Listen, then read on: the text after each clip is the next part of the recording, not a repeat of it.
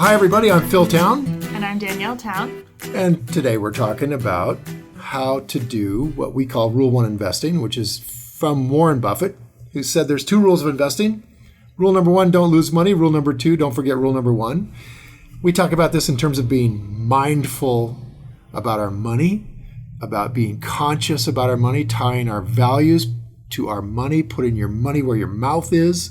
We got a lot of different ways about thinking about this. Yeah, and just figuring out what on earth is going on with all this investing stuff. That's what I want to know. Well, we're starting with the best investors in the world, and Charlie Munger's one of them. He has a track record that's just the envy of investors everywhere. I think a 60-year track record at 20% or better per year compounded. And he is maybe the only person on the planet that Warren Buffett would acknowledge is smarter than Buffett is. And he is the vice chairman of Berkshire Hathaway, and tremendous intellect about investing. And so we've been starting each of this series with Charlie's own words about the 4 things you have to do to be a great investor. Or I think it's the 4 things you have to know about in order to choose a company. There you go. Is that in right? order to choose in order to pick a good company. So this would be Munger's and Buffett's checklist for picking a company to put your money in. Yeah. So we've been through the first 2, which the first one was being capable of understanding a company, and the second one was the intrinsic characteristics of a company that give it a competitive advantage. Exactly. So you'll hear those repeated. Okay, so we're going to play them again, and we'll hear those repeated, and then there's 2 more that we're moving on to. Okay, here we go. Well, we may not move on yet. Oh. But we may not move on yet. Let's listen anyway. Let's see if we're ready to move on. We have to deal in things that we're capable of understanding. And then, once we're over that filter, we have to have a business with some intrinsic characteristics that give it a durable competitive advantage. And then, of course, we would vastly prefer a management in place with a lot of integrity and talent. And finally, no matter how wonderful it is, it's not worth an infinite price. So we have to have a price that makes sense and gives a margin of safety considering the natural vicissitudes of life. That's a very simple set of ideas. And the reason that our ideas have not spread faster is they're too simple. The professional classes can't justify their existence if that's all they have to say.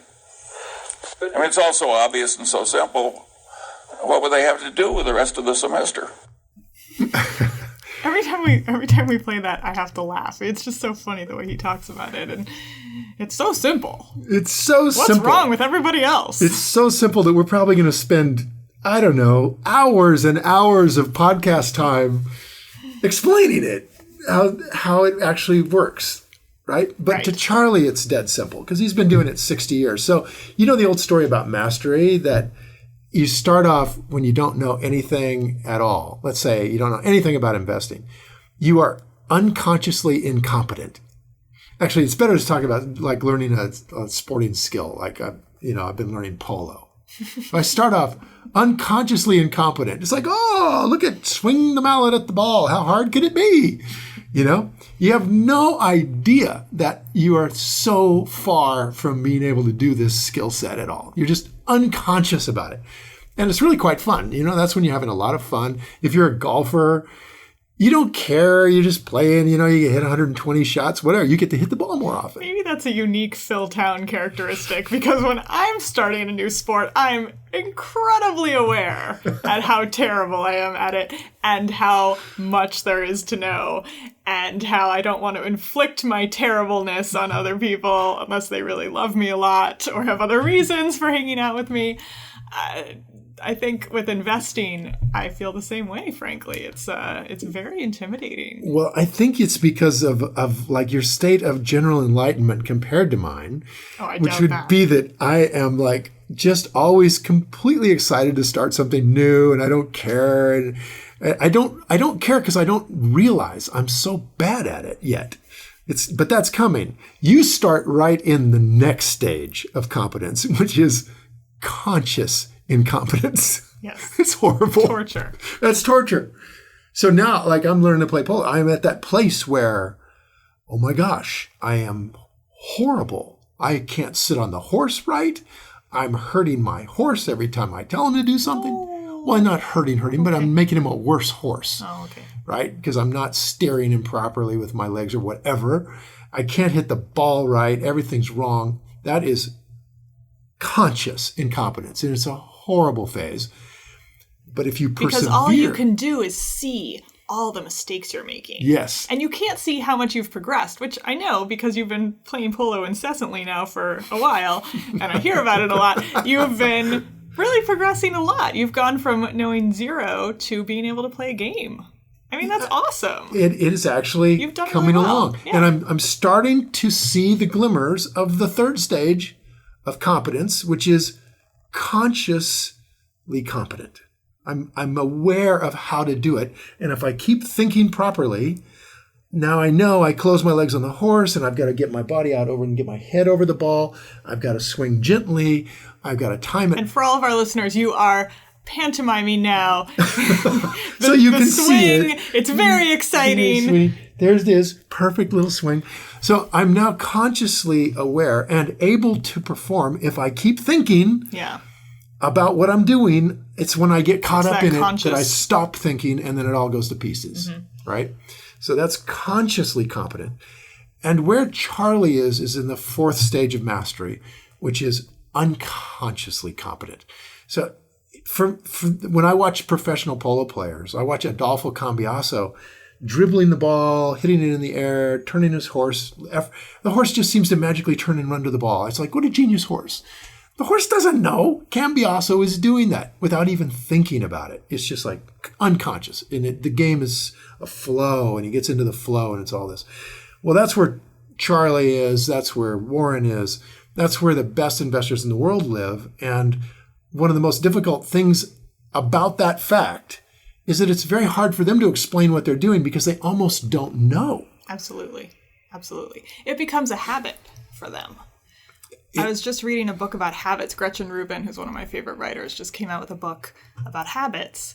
She writes a lot about happiness and just really how to be happier in your life, which isn't the same as being perfect in your life, which I think is an amazing idea.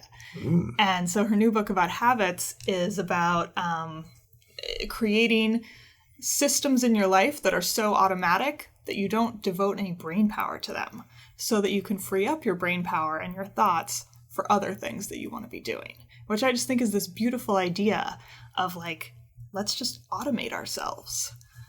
Like, give me an example of something like that.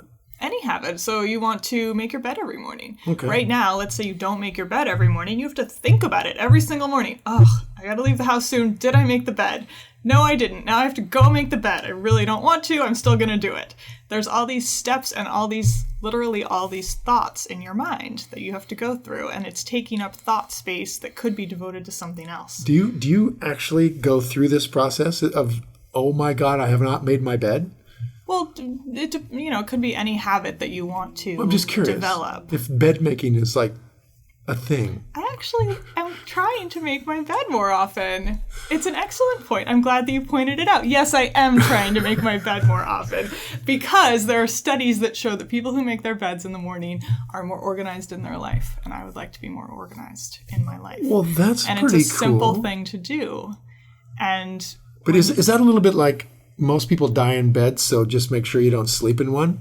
No. No, it's not the same? No, it's not like that at all. I'm just curious. No. But to make this on a less trivial scale, a lot of people want to lose weight.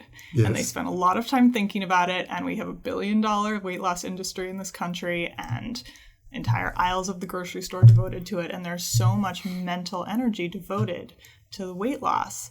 And so figuring out the way that works for you to make better food choices or eat less or, whatever it is that you need to do in order to actually lose the weight, exercise daily, whatever it is that you're struggling with, and maybe it's all of the above, if you could devote less mental energy to it, if it becomes a habit, if you don't have to think about it every single time, you're going to do it. Well, that's probably what Nutrisystems bases their entire Moat on, their brand Moat, which is that we will provide you with a brainless pile of things to eat. Any food delivery service. Exactly. Zone meals, whatever. Yeah. It's just boom. That's why people do juice fasts.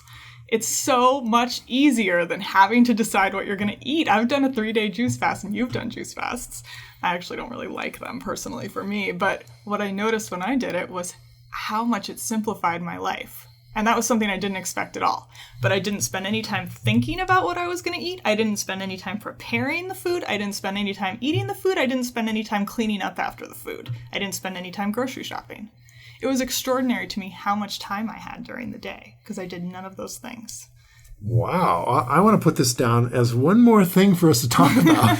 Well, I really see that. Can we do the habit forming? I think that, the Rule 1 investing, and I'm obviously learning about it as we go along, can be something that can be looked at as a habit or as a practice where, particularly, I think our first podcast, when we talked about the newspapers that you read and how you look at them from I might want to buy one of these companies perspective. It's a totally different way than the way I currently read the news. And it's such a simple shift, and it's just a mental shift of intention. That's all it is. And remembering that intention is a habit. This is really powerful. It's one of the most difficult parts of becoming a really successful investor is to figure out how to bake in the things you need to do every day. Mm-hmm. I haven't thought about it this way that you're talking about. Tell me the name of that book again. I'm going to write that down. Gretchen Rubin is the author, the book is called Better Than Before. It's her brand new book. And she wrote The Happiness Project, and she wrote Happier at Home. And she's an attorney who clerked for Sandra Day O'Connor and is really intelligent. And I highly recommend her work. I would highly recommend we get her on the podcast. She just started her own podcast called Happier. So there you go. There's a plug for Gretchen Rubin. All right, plug for Gretchen. I just saw her speak at the Tattered Cover in Denver, and it was great. All right, we need to talk to her. So we should talk to our producer. We're laughing. It's probably one of us. How about you do this one? How about you get Gretchen? Gretchen, we would like to have you on the podcast. Gretchen, we need you on the podcast. Let's send out a call to the world.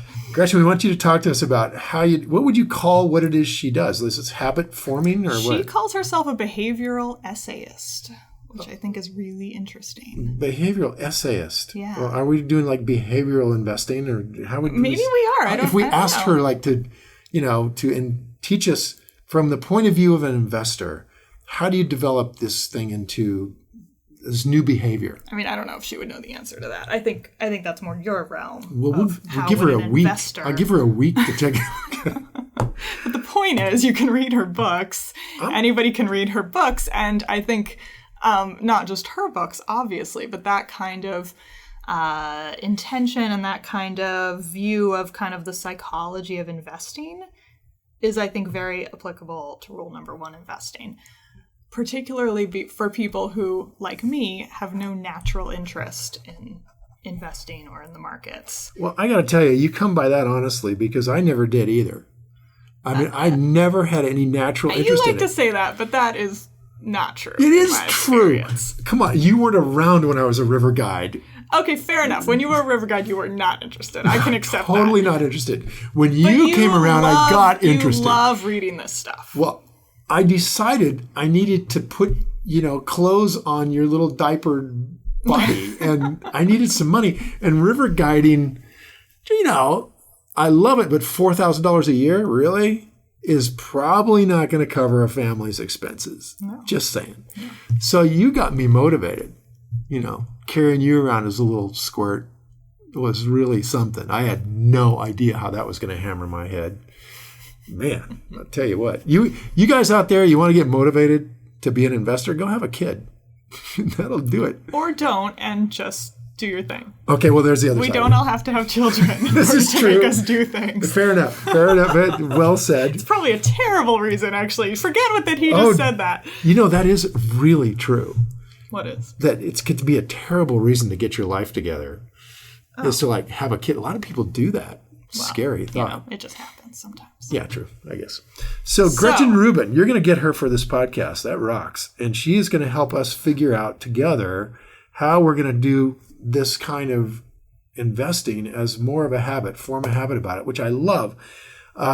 But we need to kind of come back in. And I think that we can discuss that without Gretchen Rubin as well. We can. But I'm going to read her book right off the bat. Yeah, totally. I think it's a great book. So all you guys should go read her book too, and then we'll all be on the same page, literally.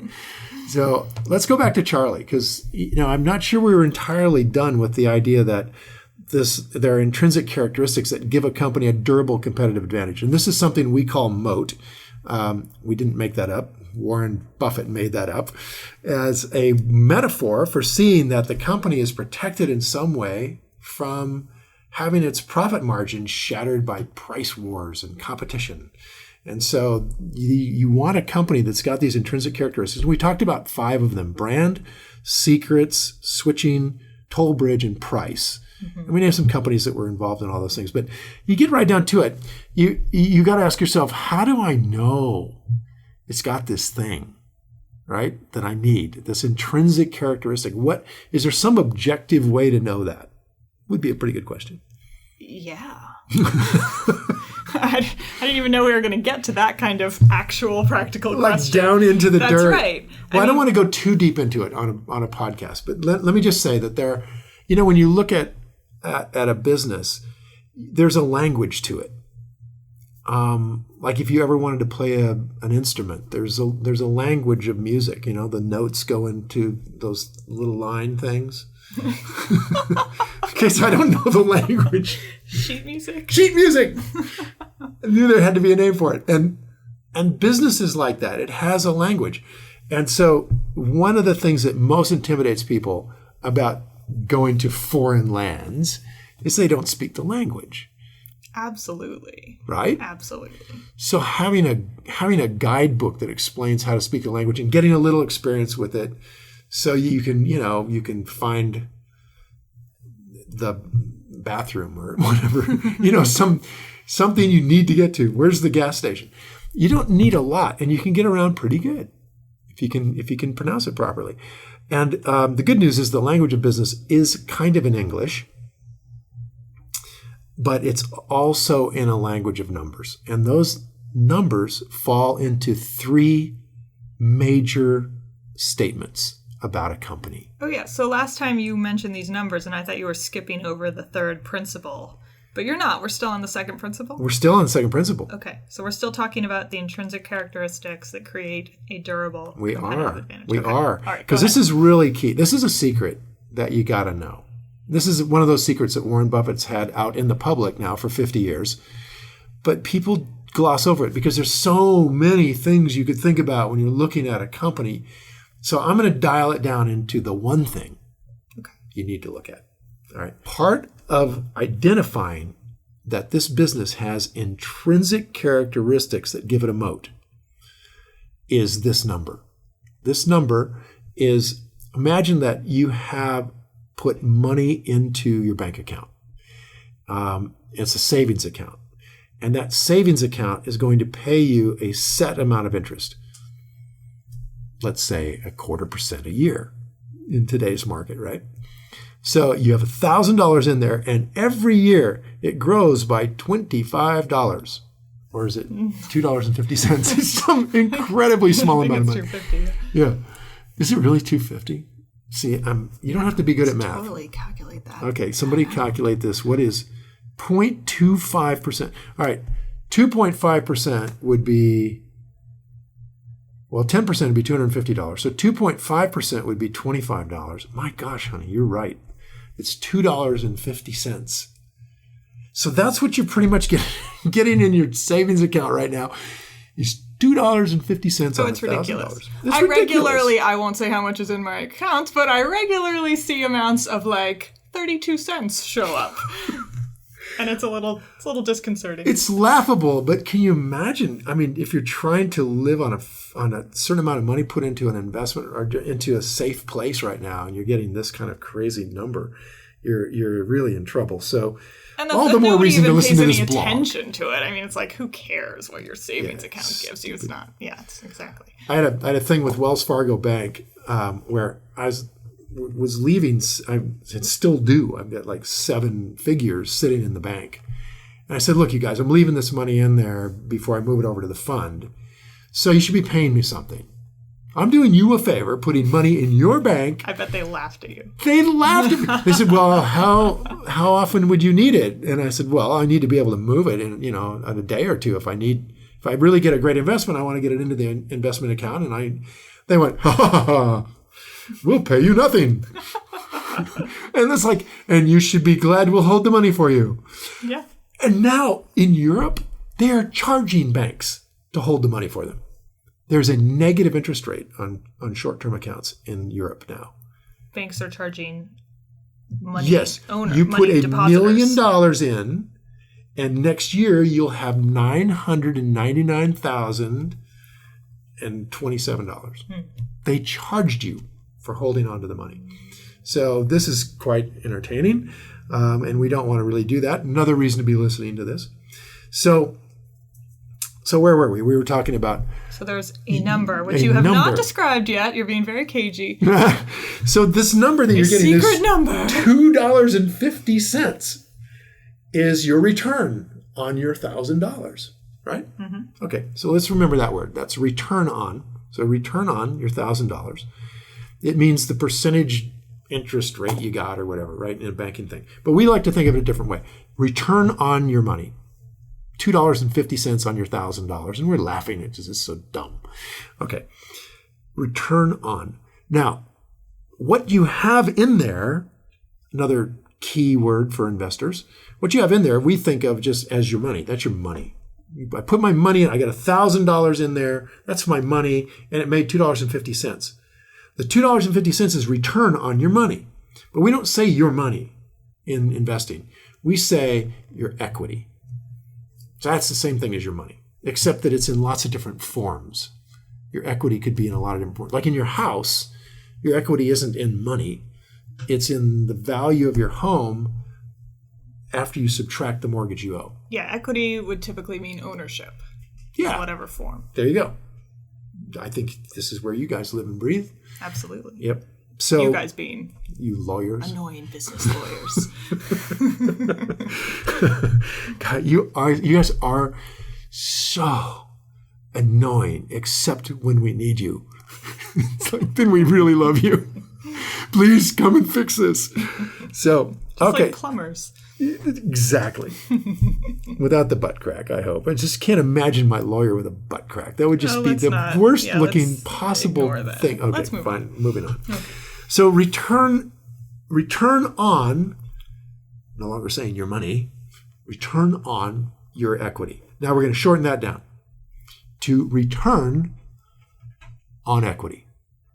ROE. Return, write that down, on equity. If you're driving, don't write it down. I was writing down return on equity and everybody stopped and I slammed into the back of the truck. Okay? I was just learning. Never mind. Return on equity. This is the number that you need to know. Return on equity. Warren Buffett, Charlie Munger said there's no more important number than that. A wonderful business gives a consistent high return on equity. So you're making a big deal about this. Oh, yeah. This is humongo. Because you're making a big deal of it, I think there must be some other numbers that you could be looking at. Investors think are important, or else you wouldn't be making such a big deal about this. And this is where you're just your ordinary person who's going to learn how to do this and wants to, and it's like, okay, I really am. I'm into it. I'm listening. I'm really interested. And as soon as we step into this world of numbers, this new language, the amount of words in this new language is just overwhelming. It's like somebody speaking Arabic to me, and I don't have any context. I don't know what even any of the words mean. So the most important thing is to just learn the very bare minimum number of words you need to travel. Mm-hmm. That isn't overwhelming. So we've just got, and the beauty is with investing,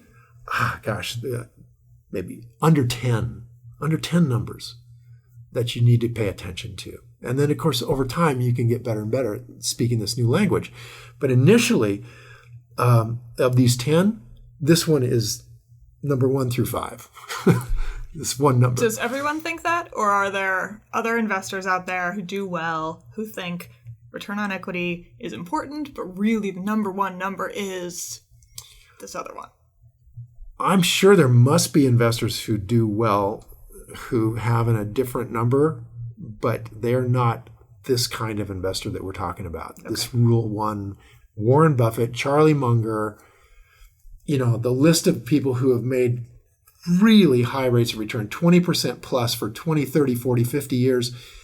As far as I know, they are all looking at return on equity as the primary number. Now, if I got any argument from that, pushback here from some of my listeners here, it would be that, there's an even better number called return on invested capital. Well, that's what I thought you were going to say. But return on equity, I get why you're saying it. Because it's easier. Well, and maybe I'm wrong on the definitions of these, but equity is your entire amount of ownership that you have in the bank, let's say. Right. Whereas your return on invested capital is what you actually invest, the money you actually invest versus your total. Is that right? No. Oh. Close. Return on invested capital is the same thing as return on equity, but in addition to the equity, your $1,000 is the money you also borrowed. So if you have $1,000 of equity and you borrow $1,000, that's also money you can use to invest in your company. Okay, yeah, sure. And the combination. I didn't know we were borrowing. Well, you can. Okay. And companies do, and they can get in trouble. But you can see that your equity plus your borrowed money is $2,000. And what you got on it is still your return. Mm-hmm. So if you made, let's say, $100 that got paid by the bank, and you had $1,000 in the bank that was your money, you'd have a 10% return on equity. 1,000 divided into 100. But if you borrowed another $1,000, now you've got $2,000 in the bank and you still made $100. Now your return on invested capital is 5%. So it's gone down dramatically because you had more money to work with there. So that a lot of people will look at return on invested capital. The reason I emphasize return on equity, and the reason that Buffett does as well, is because we don't really like to buy companies that have debt. So it's like when you're buying a company that's got debt, you've already moved into, that might start to get too hard. So we really love companies that don't have any debt. It can get very complex. Yeah. Very, very quickly. Yeah. When you start bringing debt in. Yeah. So when we're starting out, we're going to focus on companies that don't have debt. And if you don't have any debt. That's why return on equity is the number. That's why return on equity is the number. Because return on invested capital would be the same number. And we don't have to bring up all that stuff about, we got debt, and which one is it, and how much, and all that. So no, we just go return on equity, and we want companies with no debt. Got it. There we go. What was that Vonnegut word that you said? Grokking? A grok. Do you grok? I grok. Oh, yeah. We got grok going. Oh, my gosh. That Vonnegut would love this conversation. So return on equity is the one we're going to focus on because we're novices at this. We don't want to complicate our lives. So return on equity. And then the second number is how much debt is there. And how much is the right amount? None. Perfect. We have no debt. Oh, okay. So my original thought, which was that your return on invested capital was the return on your deployed capital. Yes. Is that's relevant correct. in any way? Yeah, that's exactly the way. Or does ROE automatically, is that only a number on your deployed capital, or is that, do you calculate it based on everything you have? All right, you're kicking us into the weeds now. Okay, sorry. But to answer your question, deployed capital and invested capital are the same thing. Right. Right. And I'm asking for return on equity when someone calculates that, say personally, if I'm not, actually, but if I decide to go invest. I'm going to back up on myself here. Okay. I should have called myself foul. What happens is you get a company like Apple Computer, and they might have $100 billion in cash that they're not doing anything with because they don't really know what to do with it yet. Exactly, yeah. It's not deployed capital. Right. And really, in fairness, you should take that out of the equation and see How are they doing on capital that they're actually using to build the business and all that stuff? But really, Apple, if they're not using the 100 billion, should give it back to me. I want the 100 billion. Let's say I'm the owner of Apple. And these guys are saying, yeah, gee, Phil, we've got $100 billion we're not using, but we're just going to keep it. I said, wait a second, that's my money. Well, I can understand that there are business reasons to keep some money in the bank. Yeah, but if it's my money, I should have a choice. It's my money. All right. If I own 100% of Apple, you own 100% of Apple? Oh, I missed that part. We would certainly have a discussion with, Yes. Tim Cook and Yes. say, okay, Tim, you better explain to me why you're camped out on my 100 billion and I'm not. I want to camp out on it, and if you need some, we'll give some back, okay? So why don't you just cough it up? But as shareholders, we don't get to do that. Although Carl Icahn is in there at Apple busily saying exactly that, give me that money. So, you can get all in the weeds with deployed capital. So let's stay away with that and just say, okay, return on equity is just the whole enchilada, whatever you have left. And where do you figure out your equity? Well, you go over to, there's these 3 statements that they write up for businesses that you'll need to start to become a little bit familiar with. The first one is called the income statement. And that's like, if you're, it's like basically saying how much money are you making coming in? How much revenue do you have? And then how much expenses do you have? And you subtract the expenses from the revenue, and what you're left with is your profit. Okay? So that's the income statement. It's a little bit just like figuring out what do you got left at the end of the month. Mm-hmm. The second one is a balance sheet. And that's the one that has what do you own, what do you owe, and what's left after you subtract what you owe from what you own. So if a family were to do a balance sheet, you'd basically add up what's the value of our house. Okay, we have $400,000 for the house, and we've got 2 cars, they're $20,000 each, and you got the furniture, and your grandma left you a lot, and you add up the whole thing, and it comes out to $500,000. Okay, that's assets. That's what you own. And then liabilities are what you owe, and you owe $5,000 on each car, and you owe $300,000 on the house. So you owe $310,000. That's your liabilities. And what you have left in this case is $190,000, and that's your equity. So that comes off the balance sheet. That's what you actually own. That's what you actually own. All right. And then the third statement is called the cash flow statement. And essentially what this tries to do is match up what you have in the bank, which is your cash, so that you know that your bank account balances with your books. And that's because public companies all use accrual accounting. And I know this is really going into the weeds, but the essence of accrual accounting is that it allows you to say that I got money from selling something when they haven't paid me yet, which means my bank account isn't going to balance what it looks like it is on the income statement. So they have to have the cash flow to balance it all out. Let's not go too far into that right now, okay? Yeah, let's not.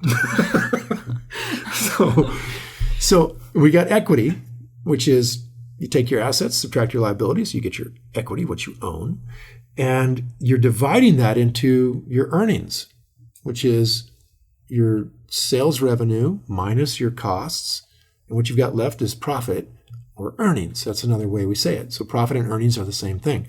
So really, to find out my return on equity, I'm just going to divide what I own in the business into my profit for that year. All right, so write this down, you guys. Here's the magic number. We want that number to be above 10%.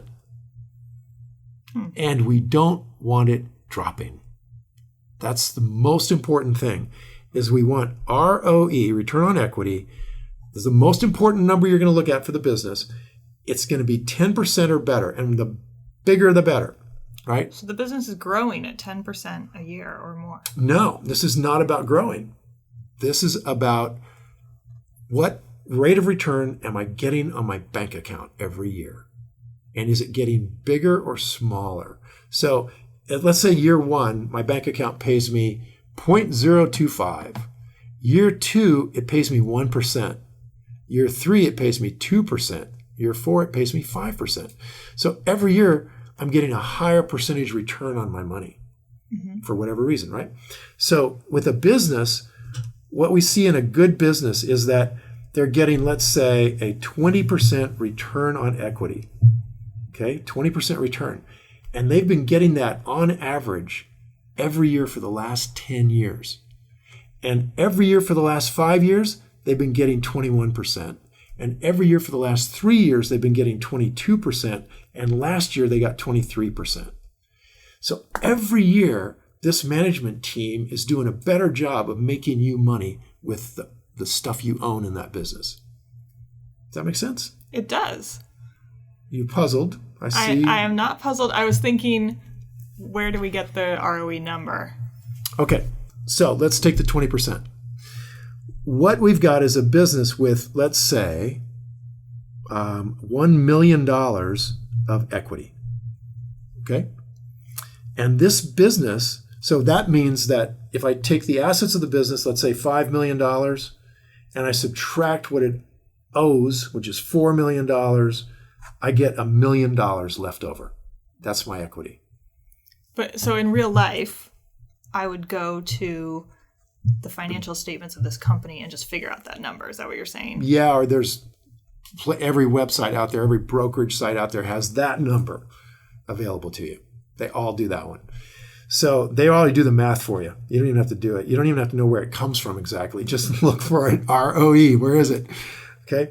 So you won't even see that it's $1 million divided into whatever the earnings are. You'll just see 20%. But you can figure it out like this.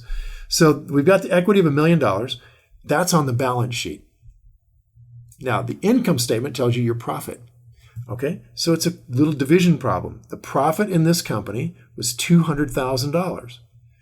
The equity in this company is $1 million. So you divide $1 million into $200,000, and it tells you that on the $1 million last year, they made 20%. That return on equity was 20%. And that number, the return on equity, is available all over the place. This is a standard number. Standard number. Yep. So we don't have to go and do this math or find the income statement. Exactly. Okay. Yay! That's what I want to know. Yay! We don't have to actually figure this out. What you have to know is which numbers to look at that are already done for you. Can I Google like IBM ROE? Sure. And it'll come up? Sure. Let's do it. What do we do got it. here? Hang on. Computer, come alive. Okay, so all you guys look over my shoulder here as I Google. Or just ignore everything he says. He's going to Google it. So let's see what it says. IBM ROE. And I hit the little go button. Okay, IBM Return on Equity. This comes from ycharts.com. It's the first thing that came up on Google. It says, and I haven't even clicked on it, it's just sitting there as the summary. It says IBM has a return on equity, TTM, of 72.51%. That's it. So TTM means trailing 12 months. It's some more Wall Street gibberish. You need to know that. In other words, looking backwards 12 months, IBM's return on equity is 72%. That's what I thought you said. And then I thought, that can't be right. Can't be right. I mean, we're talking 20% sounds like a lot when comparing it to our bank account, which is making 0.25. In other words, your $1,000 invested with IBM last year would have made $720. Oh. That's pretty good. That's insane. Yeah, that's pretty good. Okay. Now, there's a lot of reasons for that, but we're not going into those right now. So what you just said is that number, that ROE number, is reflected exactly in the stock price. Because if I invested $1,000 and got 700, whatever it is, that would be... It's shown in the stock price. It's not just a number that the company makes. You've just leapt into some amazing new island of stock price. So stock price is a whole Well, you different just thing. said I would make I want to make $720 and something dollars, yeah. If you own the whole company. Oh, if I own the whole company. Yes. God, there's so many catches to this investing Let's stuff. do this. Let's just say when we talk about a stock, we're going to talk about it initially always as if we bought the entire company. Okay. Which, by the way, is a trick. It's a mind trick that Charlie and Warren both use. Yeah, you mentioned that a couple times. Yeah. If you're purchasing a couple of shares and feeling like you bought the whole thing and freaking out. Checking with your values. Exactly. Making the whole thing. Exactly. And like getting yourself in the game. So, get your head in the game like those guys do, and you think, wow, I own the whole company. If I own the whole company, and that's my $1,000 that's sitting there as equity, IBM would have made me $725.10. Okay, got it. So when we Google ROE on a specific company, that is not the return that somebody who purchased the shares on the stock market necessarily got. Oh my God, no. Is that correct? Totally correct. Totally correct. Those things have a lot to do with each other, because certainly a company that can make $725.10 on $1,000 of equity is going to be valued. Somebody's going to want to put a price on that. That's valuable. Now, just as an aside here, IBM is a bit of a complex company and has a lot of debt because it finances its own machines, and that changes the equation dramatically. And we wouldn't do IBM as a beginning investment. Oh, okay. So we're going to keep it simple. We were talking about it on the last episode. So it comes up. Yeah. But so there you go. You can Google a company. Let's see if we can do another one. And see if we can let's do, I don't know, what's another company you want to play? How about Walgreens? Let's see if we can get those guys up here. Walgreens, there we go. I'm looking down to see if it's actually putting a number here on the summary. It's telling me where to go to get it. Yeah, I mean, that's another point is IBM is a blue chip, huge company that's been around for, over 50 years. 100 years. Oh, yeah. No. Oh, yeah. Before computers? Oh, Tom Watson went to work there in like 1914 or something. I didn't know that. Oh, yeah. Yeah, pre-computer. They were a punch card company for figuring out numbers. Yeah. That's so interesting. Well, I just punched that Google thing. I said Walgreens, ROE. I actually didn't say Walgreens. You know what I said? No. I said WAG, which is the symbol for Walgreens, which helps. But if you put Walgreens, it would probably come up too. And if you didn't know the symbol, you could put Walgreens stock symbol. Oh, that's easy. And it'll tell you. Okay. So I Googled it. It said, okay, their return on equity. See right here? So Daniel, I know you guys can't see this, but Danielle's looking at it. Walgreen Company, ROE. So you ended up on wikiinvest.com, which is a really useful website. I've hardly ever been there before. This looks pretty cool. I didn't know that. I just picked the first one on the list. Yeah, I mean, obviously with wikis, like, be careful, buyer beware. But you might want to check it a couple places before you go pile your money in there. Yes. Yeah. In fact, of course, we're going to be talking about doing your research more. But there you go, 10%. So Walgreens meets our minimum requirement for a 10% return on equity. Now think about that. And so you get that number, and that gives you the green light to go ahead. It's like a gatekeeper number. Yes. So for beginners, we're just going to say, let's not do hard, let's do easy. And a company that has a consistent, over time, return on equity of 10% or better qualifies to go on to do more. What does over time mean? That means consistently over a period of time. And we would like to have... That is true. That is what it means. How many years? How many years would be... I would like 10 years minimum. So that automatically crosses out any company that was created less than 10 years ago. All the ones you work on are X'd off. Well, all the ones that are exciting and new, and Google, and well, Google's probably was created over 10 years ago. But let me ease your mind, because those are so much fun to dig into, and potentially gold mines, right? Because if you get it right, they can explode. So the way we structure our portfolio is to have a small part of our portfolio available to invest in what we would consider risky businesses. So a business that has not been around for more than 10 years, we consider risky because we really don't have a roadmap of where this company's been. We don't know that the management is consistent at delivering good, consistent, predictable results that reflect the fact that they have intrinsic characteristics which give them a durable competitive advantage. Starting to go together. Mm-hmm, whoa. Mm-hmm. So this consistency over time helps. The number shows the consistency. Shows consistency. Aha. Yes. So that would tell us that, wow, these guys have been around for a decade or more. plenty long enough for competitors to come in and say, wow, that's a really good market these guys have. We should come in there and take it, which they would do is the moment they could do it. Yeah. If they've got a big return on equity. Well, and a word Charlie used is durable. So what these 10 years shows is the durability of those characteristics. Well said. Well said. That's exactly right. So we go 10% return on equity, 10 years, and it's staying at 10% or even getting a little bit bigger over time. Would indicate to us that the management team is on our side as shareholders, that they're not pillaging the company and making bad investments and allocating the capital badly that we've left in the company and making less and less on it every year. What if 10 years ago they started out at, let's say, 20%, it went to 15, it went to 11, it went to 10, went back to 15, back down to 12, kind of like a constant downgrade, but always above 10%. Constantly downgrading, but they're coming into... I would be, if they were at 40 and had gone to 20, I wouldn't be so concerned because they're getting bigger. It's just all good. Assuming they're getting bigger, right? Okay. And those are very good numbers. They're just getting bigger. I would want to know a little bit about why that was happening, right?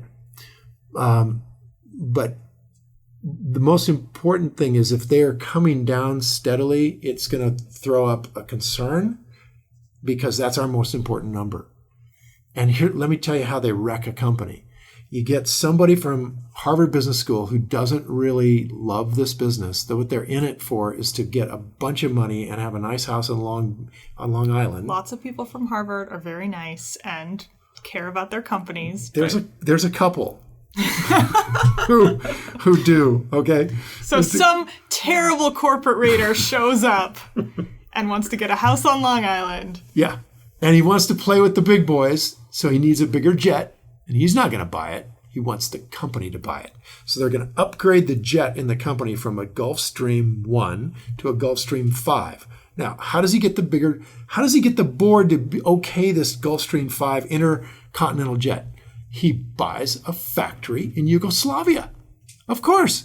Now he's got a factory in Yugoslavia, and he wanted it bad enough to get the jet, so he doesn't care what he pays for it. He can overpay for the damn factory. It's not going to give him a very good return on the equity he put into the factory.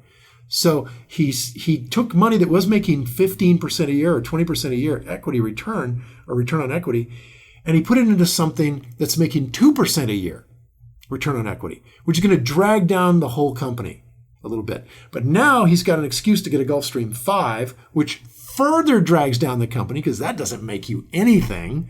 And you just put $1 million, $2 million, $5 million, whatever they cost, $20 million.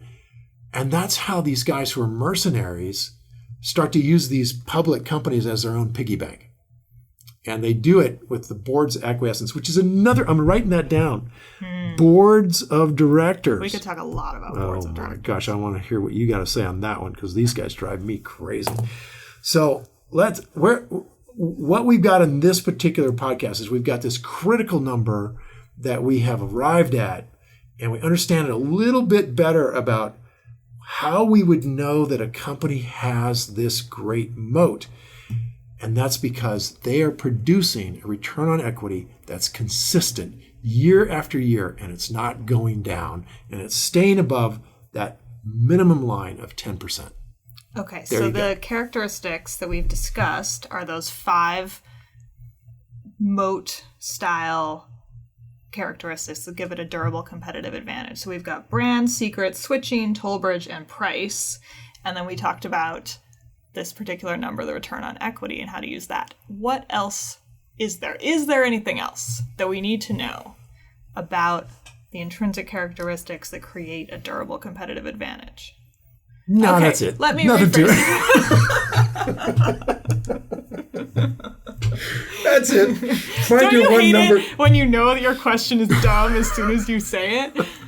But seriously, like, are there any other basics that should be said right now, or would you want to move on to the third one? Let me lead into our next podcast a little bit, and we can just do a little bit on the next one, and that is that I also. We don't need to go on. I genuinely don't know. Is there anything else to be said about intrinsic characteristics right now? We're basically looking for a wonderful business, right? And a wonderful business is one that creates great return on equity and has no debt. That's a wonderful business. Now, if you want to have the greatest business on the planet, it not only does that, but it also grows. Okay? Now, that is nirvana for an investor. So you get a Burlington Northern, which has this, return on equity, and then it grows. That's amazing. So, and that can help you determine its competitive advantage. Exactly. Okay. So we can look at that that sounds like a more complicated thing. And we'll talk about that in the context of management, because management decides with our money whether to grow that business, or if it can and how fast. They're going to allocate our capital. And that's really our money. I mean, they have a choice to give it back in the form of buying back their own stock or paying dividends. And those two things give us our money back in one form or another. Or they allocate it to the business. Some businesses, we're real excited that they never give us the money back because they're crushing it. And we want them to keep crushing it, because otherwise we got to find a new place for the money. I'd rather have them spend it because they're so good at allocating capital. Other businesses, they have nowhere they can put it. The business can't really grow. It's a wonderful business, but it doesn't grow. It just throws off cash. Sweet, forever. And that one, we want us to take the money. So we'll talk more about that next time. So hope you guys enjoyed it, and we'll look forward to taking this up on our next podcast. See ya. Thanks for listening to InvestED, the Rule 1 podcast. If you like us, please subscribe and leave a review for us on iTunes. You can get our notes and links for this podcast and post comments about this show and get more information about how to invest on your own by going to rule1podcast.com. Everything we've discussed in this podcast is either Danielle's opinion or my opinion and is not to be taken as investment advice, because I am not your investment advisor, nor have I considered your personal situation as your fiduciary. This podcast is for your entertainment and education only, and I hope you've enjoyed it. So until next week, it's time to go play. See ya.